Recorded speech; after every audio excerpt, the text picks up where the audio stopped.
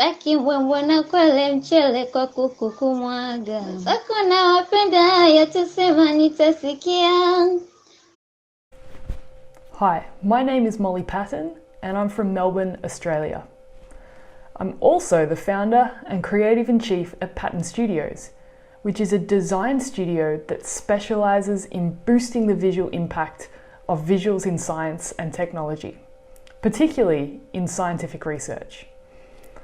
We create all kinds of visual media for all kinds of purposes, and it all depends on what kind of problem we want to solve. That problem could be as simple as summarising a thesis in 10 PowerPoint slides. It could be creating a logo for a new startup.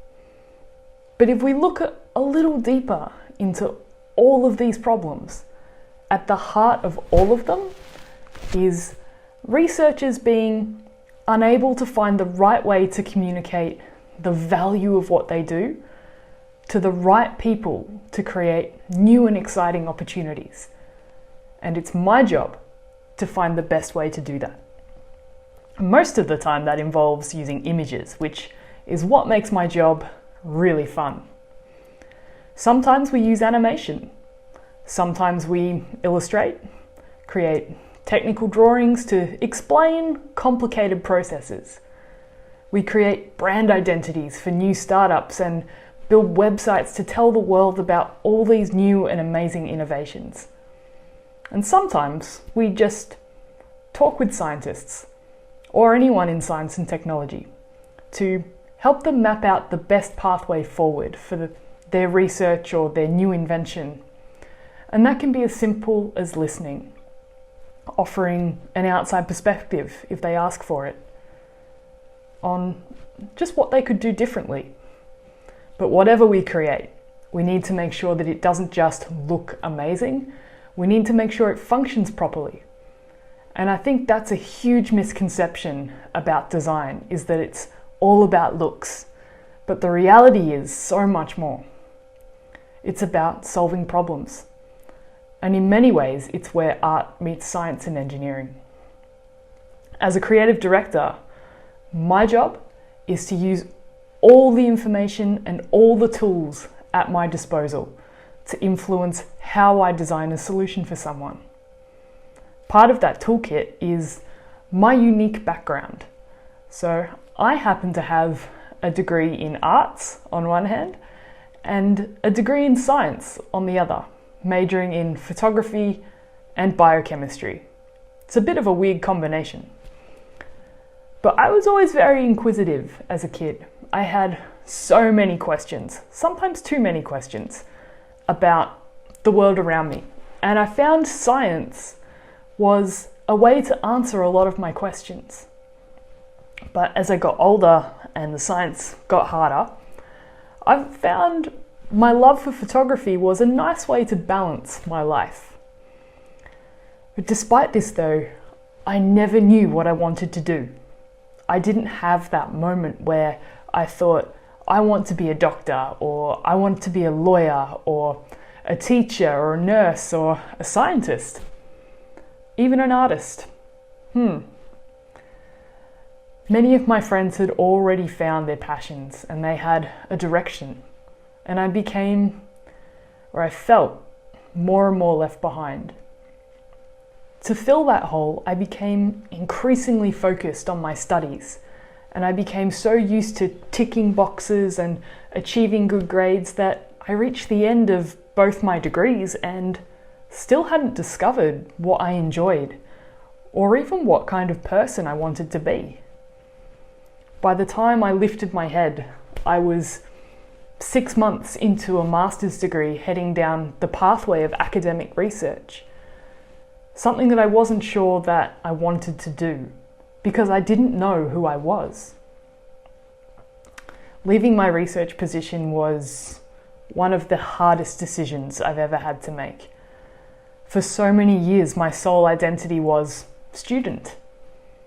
And to leave that behind with no job, no direction, and nothing to replace that part of my identity, I felt more lost than ever. And it took a lot of time and it took a lot of courage and inward reflection. I worked as a waitress, I travelled, and I reconnected with my friends and family. I learned to let go of the things that I didn't enjoy doing. And what I found was that I couldn't completely let go of photography, and I couldn't let go of science. And I realized that whatever I did, it had to include those two things, or I was not going to be happy. Now, I don't know how much you know about scientists, but traditionally speaking, their communication skills, they can be a little bit absent. And that's not their fault. After all, their job is to do science. So I thought, perhaps I can help here.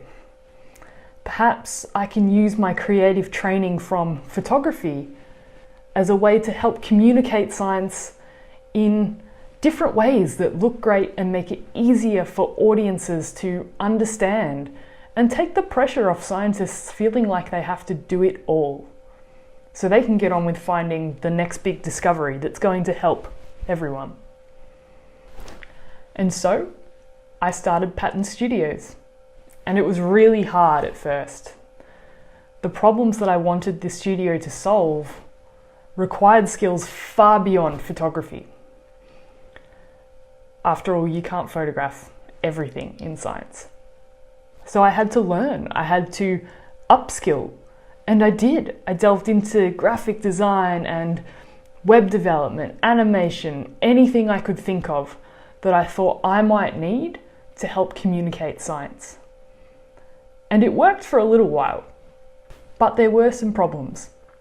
Firstly, learning so many different things, it's hard to specialize in all of them.